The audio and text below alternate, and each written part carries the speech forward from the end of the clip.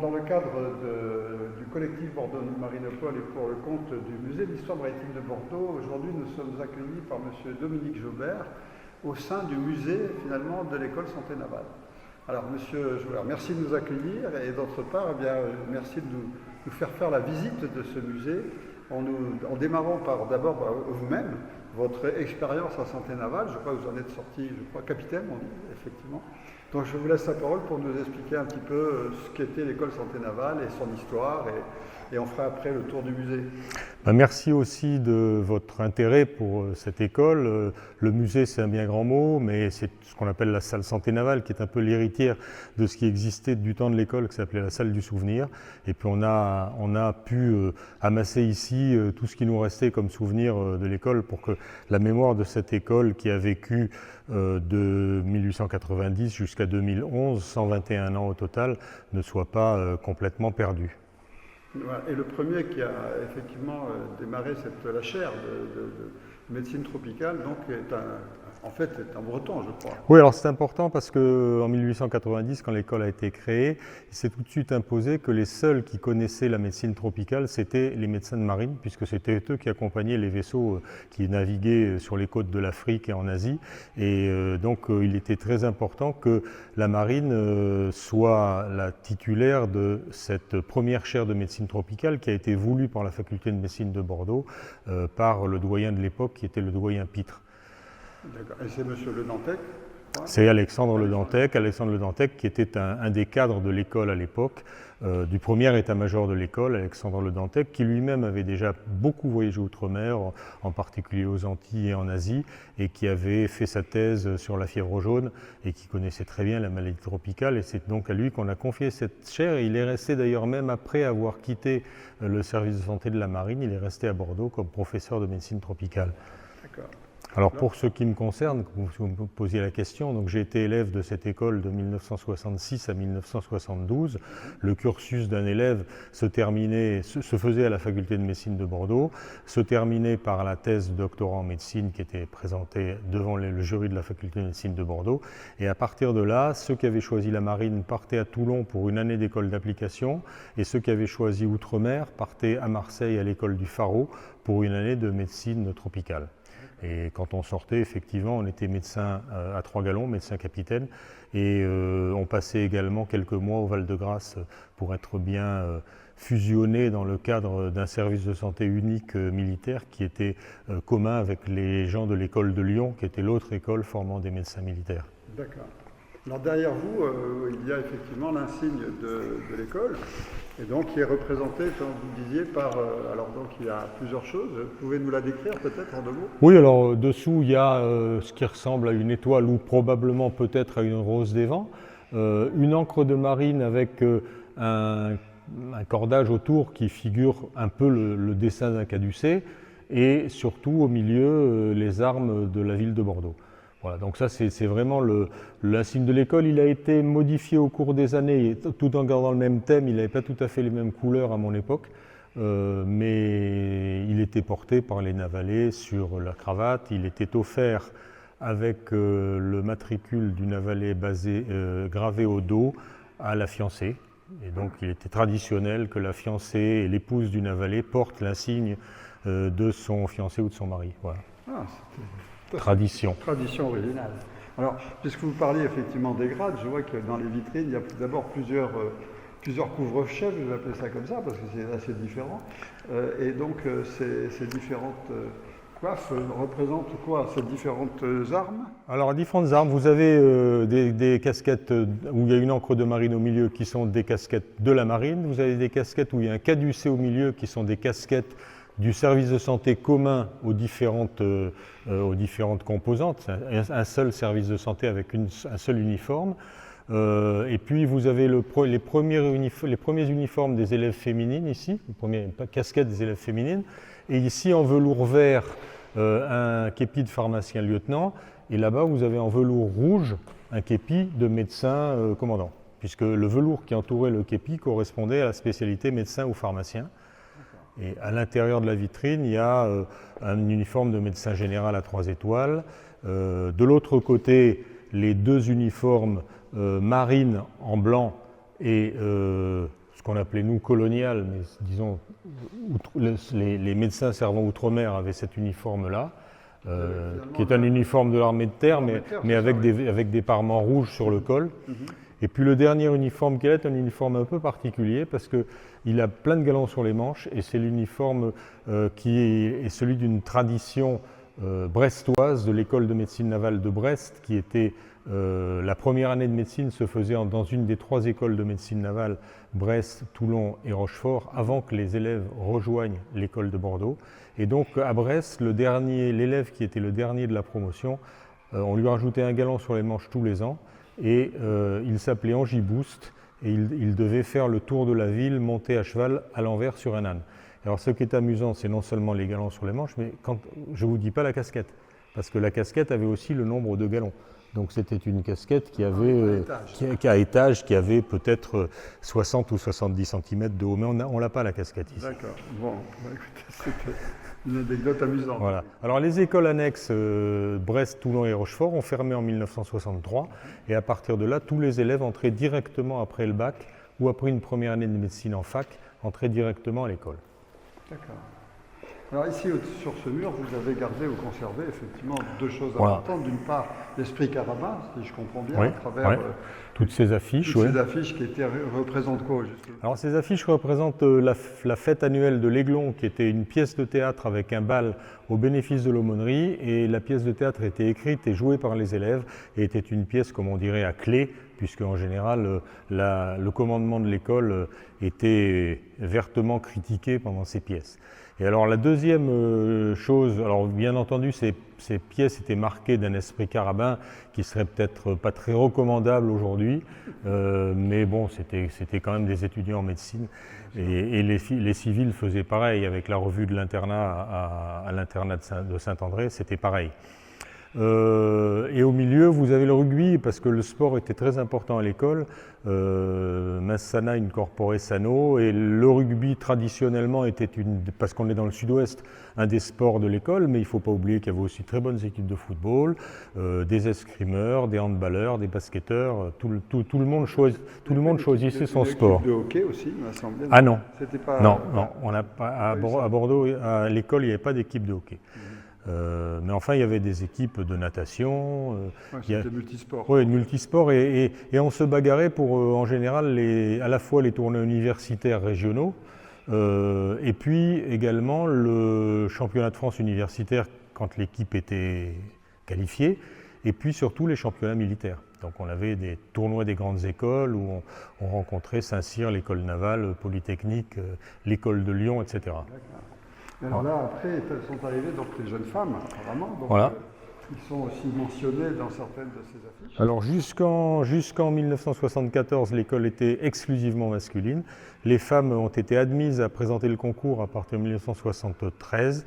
Et donc les premières femmes sont entrées en 1974 à Bordeaux, en 1973 à Lyon. À l'époque, il y avait des quotas, ce qui fait que les femmes étaient peu nombreuses, mais quand les quotas ont été supprimés, les filles étant plus travailleuses que les garçons, elles ont pris la moitié des places à l'entrée dans les promotions à l'école. Mais donc ça, c'est toujours maintenant comme ça. À l'école de Lyon, qui a hérité de la tradition des 2 écoles, il y a 50% de filles. Ah oui, effectivement. Et toujours plus performantes que les garçons, apparemment. Oui, exactement. Bien, ce qui est important aussi dans cette école, c'est effectivement d'avoir développé cette chaire de médecine tropicale.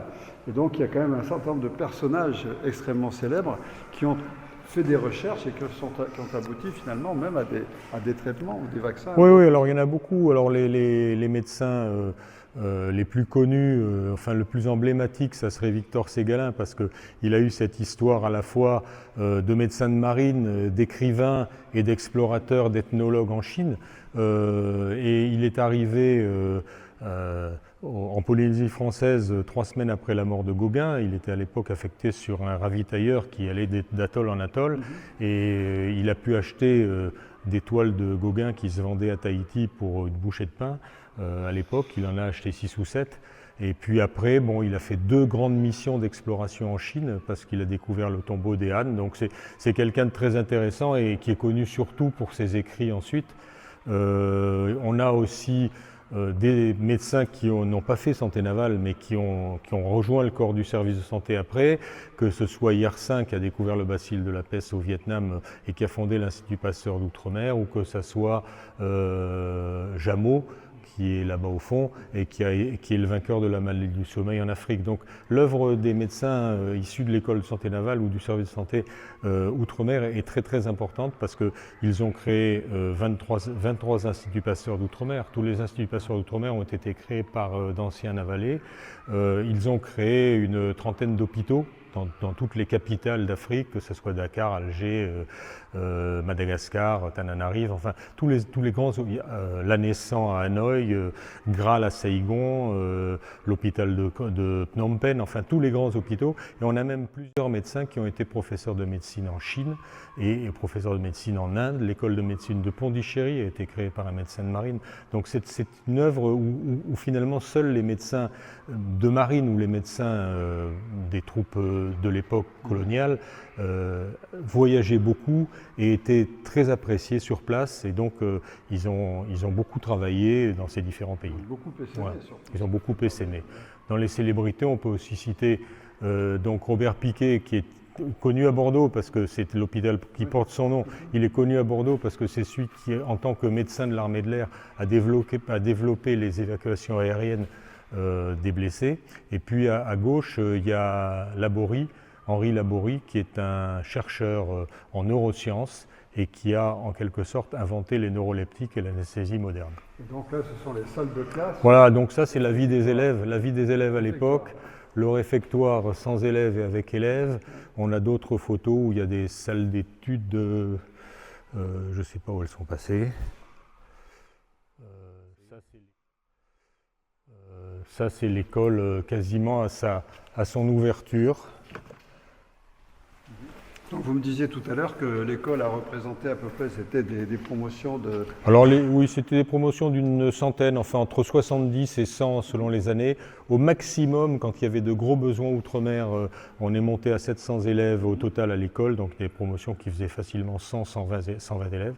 Mais en gros, en moyenne, c'était des promotions dont le tiers, à peu près entre le quart et le tiers, choisissait la marine pour servir à bord des bâtiments, et le reste choisissait ce qu'on appelait le service de santé des troupes coloniales à l'époque, qui a été créé un peu après l'école. En 1905, on a créé le service de santé des troupes coloniales. D'accord. Alors là, je vois un bateau qui m'intéresse, avec nous au niveau un bateau du hôpital. musée de l'histoire maritime. On est toujours Oui. passionné par tout ce qui concerne les bateaux. C'est un bateau hôpital de... Bateau hôpital de la guerre de 14, qui s'appelle le Biennois, et qui est... Donc à la guerre de 14, on a utilisé beaucoup de bateaux hôpitaux parce qu'il fallait évacuer les gens. Il y avait les trains hôpitaux, mais il y avait aussi des bateaux hôpitaux. Et on a aussi beaucoup utilisé bateaux hôpitaux après, à la fin de la guerre de 14, au moment des campagnes des Balkans. Et on évacuait sur les hôpitaux maritimes de Bizerte et de Toulon. Oui, d'accord. Donc ça a été un peu la grande vogue des navires hôpitaux. Les Américains ont eu toujours des navires hôpitaux, y compris pendant la guerre du Golfe.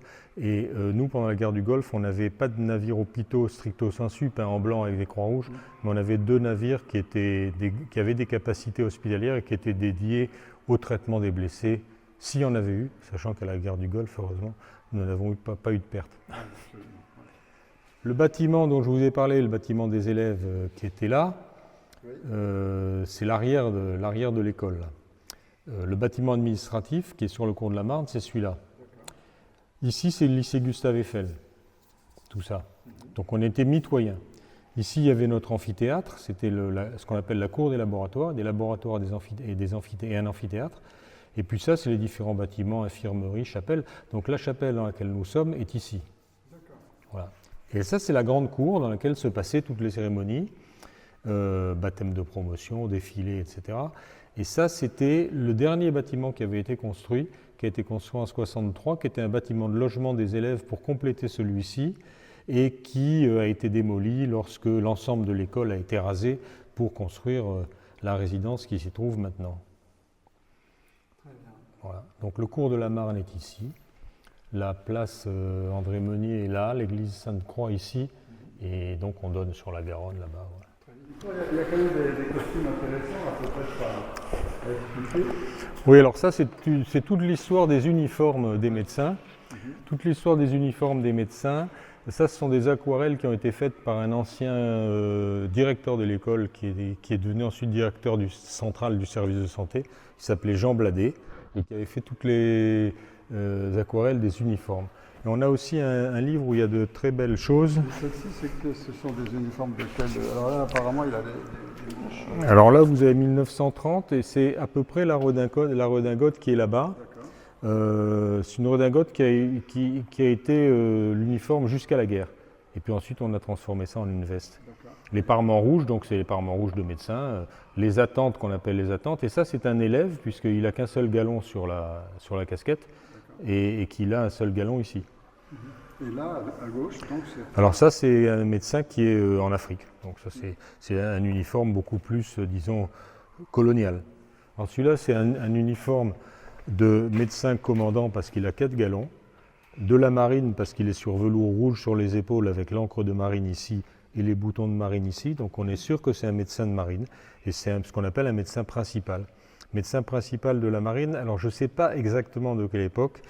Ça peut être un uniforme d'avant la guerre de 14 qui correspondrait à peu près à ce que portait Alexandre Le Dantec. C'est pour ça que c'est intéressant parce que c'est le grade et l'uniforme de médecin de marine. Mais je n'affirmerai pas que c'est aussi vieux que ça. Ça pourrait être un peu plus récent. Mais en tout cas, c'est d'avant la guerre de 39-45, c'est sûr, et probablement avant la guerre de 14. Donc il y avait aussi ce sabre, une épée. Ça, c'était le sabre que portaient tous les élèves, puisque pendant tous les défilés, toutes les cérémonies militaires, il y avait un sabre. Mais ce n'est pas le sabre qui correspond à ça. Ça c'est un sabre d'élève. Ce qu'on est sûr simplement, c'est qu'il est bien à l'école santé navale, parce qu'il a cette encre et ce caducée sur la garde. D'accord. Il y a ces petites aquarelles qui sont rigolotes parce que c'est le médecin, le Navalet qui est au jardin public et le Navalet qui est sous la pluie dans la rue avec sa fiancée. Et alors là, on a un bouquin qui est assez beau.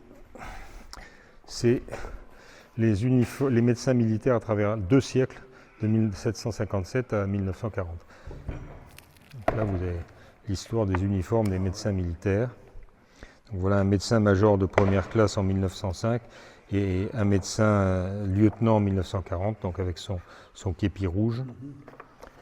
Et puis des médecins entre les 2 guerres. Voilà. Très bien, alors pour conclure peut-être, nous savons que l'école navale de Bordeaux donc, a fermé ses portes en 2010-2011. Oui. En 2 mots, les raisons Les raisons, c'est qu'il y avait moins de besoins, c'est-à-dire qu'à l'époque de la coopération, parce que ce que je ne vous ai pas dit, c'est qu'une fois qu'il n'y avait plus de colonies et que les pays étaient devenus indépendants, on a maintenu sur le plan médical une énorme coopération avec ces pays et tous les médecins qui sortaient de l'école navale partaient en coopération en Afrique. Et ce, entre 1962, début des indépendances, jusqu'à 1982. Date de fin de la coopération.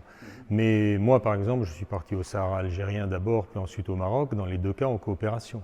J'étais pas rattaché au service de santé français, j'étais détaché au service de santé local. Et quand on a eu moins de besoins, puisque la coopération s'est arrêtée, puisque le service national a été supprimé et le format des armées a été réduit considérablement, il était évident qu'il y avait moins besoin de médecins. Et donc à ce moment-là, les 2 écoles de Lyon et de Bordeaux faisant la même chose, formant les médecins pour la même chose, il était logique de les regrouper au même endroit.